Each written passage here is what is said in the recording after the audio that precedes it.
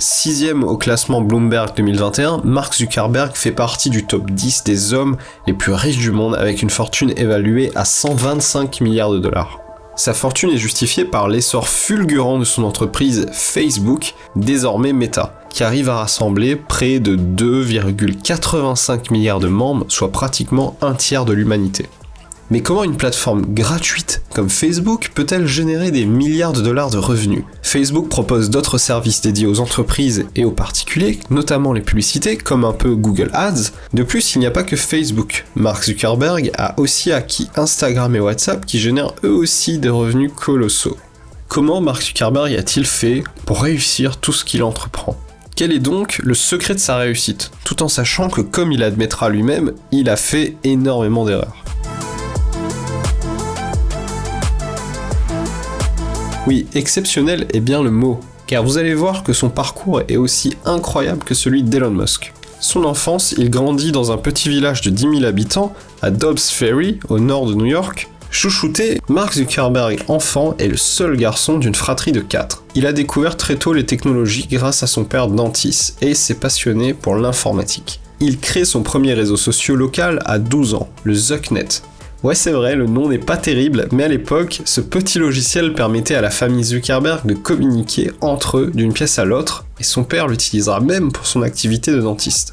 Il rejoint la prestigieuse Philip Exeter Academy et finit par être accepté à Harvard, où il débutera son incroyable aventure et rencontrera la femme de sa vie. Il est aussi daltonien, ce qui fait que la seule couleur qu'il voit vraiment bien, c'est le bleu. On comprend maintenant pourquoi il a choisi le logo de Facebook en bleu. Vous allez voir qu'en plus d'être intelligent, Mark Zuckerberg est aussi quelqu'un de déterminé. Il sait exactement ce qu'il veut.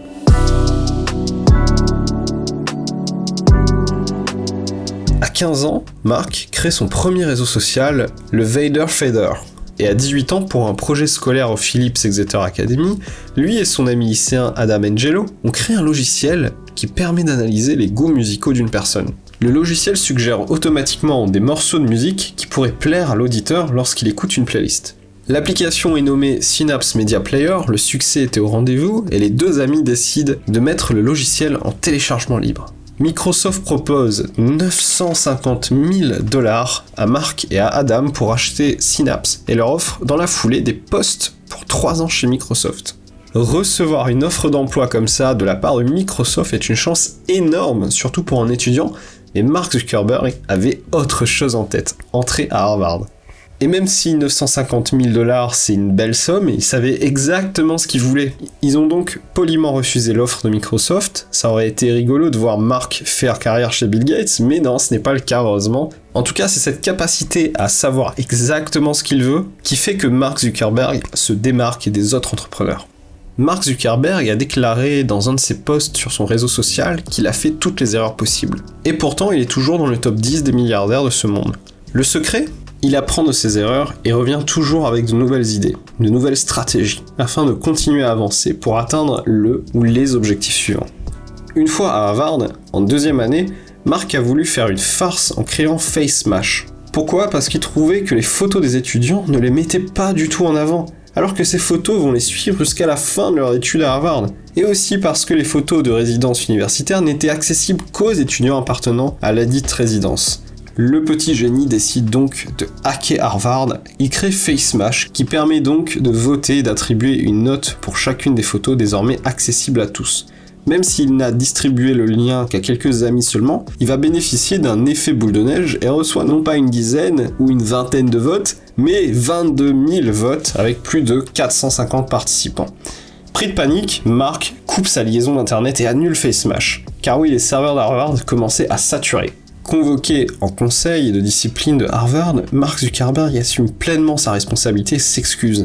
Il a même pu tourner cet incident à son avantage en clamant qu'en fait son logiciel FaceMash a pu mettre en évidence les failles de sécurité informatique de Harvard et se propose ainsi d'apporter son aide pour tout arranger.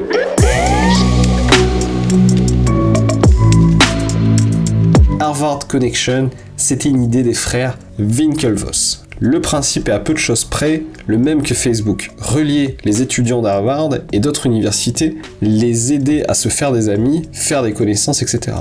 Pour créer l'application, les frères Winklevoss vont appeler Mark et Divya Narendra. Mark adore l'idée et un accord verbal est conclu. Seulement voilà, au fil du temps, Mark avait d'autres idées en tête. Il se dit pourquoi se limiter aux universités, pourquoi pas rendre ça public et imaginer quelque chose de plus grand comme les plateformes phares de l'époque, Friendster ou encore MySpace. Il évite les frères Winklevoss et commence à travailler dans son coin pour arriver à la création d'une première version, thefacebook.com. Les frères Winklevoss vont faire savoir leur mécontentement et Mark Zuckerberg se retrouve avec un procès sur le dos. Comme il sait ce qu'il veut, il va aller jusqu'au bout de son idée, il rachète le nom de domaine, se fait financer son serveur et crée donc avec ses 4 amis d'Harvard Facebook. Il le sait que ce n'est pas bien, mais voyant déjà la grandeur de son idée et de toutes les possibilités que cela offre, il n'a pas hésité. Comme le disait l'admiral Grace Hopper, il est plus facile de demander pardon que de demander la permission et notamment quand de grandes décisions ou des choix difficiles s'imposent. Déterminé comme il l'est, Mark Zuckerberg s'est défendu lors de ce procès, mais a finalement consenti un arrangement à l'amiable avec la coquette somme de 65 millions de dollars en faveur des frères Winklevoss. D'ailleurs, vous demandez peut-être que sont devenus les frères Winklevoss. Eh bien, ils ont reçu leur dédommagement et ont ensuite investi dans le Bitcoin qui les a rendus milliardaires. On peut dire que tout est bien qui finit bien. Mark Zuckerberg a pu se concentrer pleinement sur Facebook et rassemble de plus en plus de monde. Et en 6 ans seulement, il a réussi à réunir plus d'un demi-milliard de personnes qui utilisent son application. En 2012, tout s'enchaîne pour Facebook et Mark Zuckerberg, introduction en bourse, 16 milliards de dollars de levée de fonds, achat d'Instagram, 1 milliard de membres actifs. On peut dire que Mark n'a pas chômé. Mais cette belle lancée a été vite chamboulée par un scandale énorme.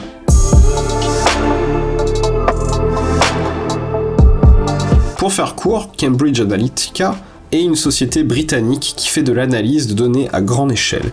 Ils appliquent ensuite ces analyses dans les communications politiques, ils font de l'analyse de publicité en ligne, des sondages d'opinion à grande échelle, etc. Le scandale Cambridge Analytica, c'est quoi ? Durant la campagne présidentielle de Donald Trump, Cambridge Analytica exploitait et analysait énormément de données qui étaient laissées de manière volontaire ou non par les personnes sur les réseaux sociaux. La société était donc accusée d'avoir fait fuiter des données personnelles de plus de 87 millions d'utilisateurs depuis 2014. Ce qui aurait d'une manière ou d'une autre influencé les votes et propulsé Trump à la présidence. Qu'est-ce que ça a à voir avec Facebook ? Facebook, à l'aide de son API, permet aux développeurs d'avoir accès aux données utilisateurs s'ils consentent à le faire. Vous savez, ces petites fenêtres qu'on zappe tout le temps et qu'on ne lit jamais. Acceptez-vous les conditions ? Souhaitez-vous partager, etc. Mais ce n'est pas tout.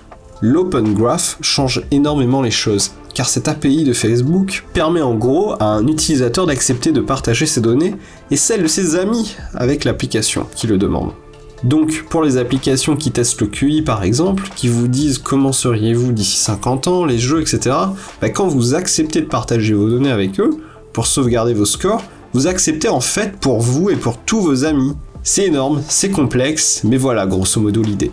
Le scandale fait l'effet d'une bombe et Mark Zuckerberg se retrouve pointé du doigt et doit s'exprimer devant le Congrès, en plus de devoir payer 5 milliards de dollars d'amende et 500 000 en livres sterling au Royaume-Uni.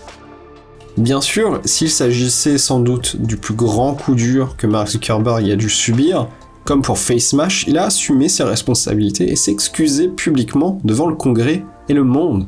C'est mon erreur et je suis désolé. J'ai créé Facebook, je l'ai lancé et je suis responsable de tout ce qui se passe ici. Admettre ses erreurs, c'est déterminer les failles, savoir exactement où est le problème et apporter des solutions pour se relever. Ainsi, le patron de Facebook a ensuite enchaîné avec une série d'actions et de stratégies dont la réforme des conditions générales d'utilisation de Facebook, pour éviter que ce genre de brèche ne se reproduise. Il a implémenté la RGPD, Règlement Général sur la Protection des Données, pour la plateforme et pas seulement en Europe.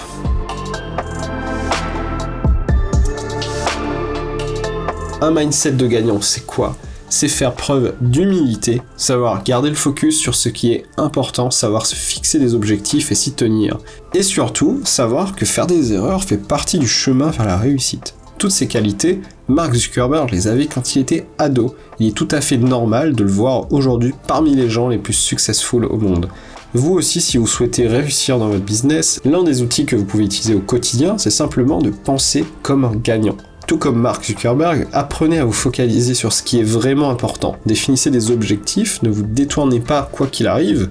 Vous ferez sans doute des erreurs, mais cela fait partie du long chemin vers le succès. Faites preuve d'humilité en prenant vos responsabilités. Plus vous accepterez ces erreurs, plus vite vous pourrez vous reconcentrer sur ce qui peut être amélioré et éviter de les refaire à nouveau. Merci d'avoir regardé cette vidéo, j'espère qu'elle a su t'inspirer. Moi c'est Raj et j'ai un message pour toi. Si tu souhaites démarrer une activité entrepreneuriale ou que tu souhaites faire décoller ton business, tu peux rejoindre mon cours gratuit sur la vente. Le lien est en description. Il y a plusieurs vidéos, c'est ultra concret. Je suis moi-même freelance en copywriting depuis 2016. Le copywriting, c'est un mot compliqué pour dire la vente. Bref, dès qu'il y a un business, il y a de la vente, donc si tu veux en savoir plus, il suffit d'entrer ton adresse email en description. Je te dis à très bientôt, c'était Raj, salut.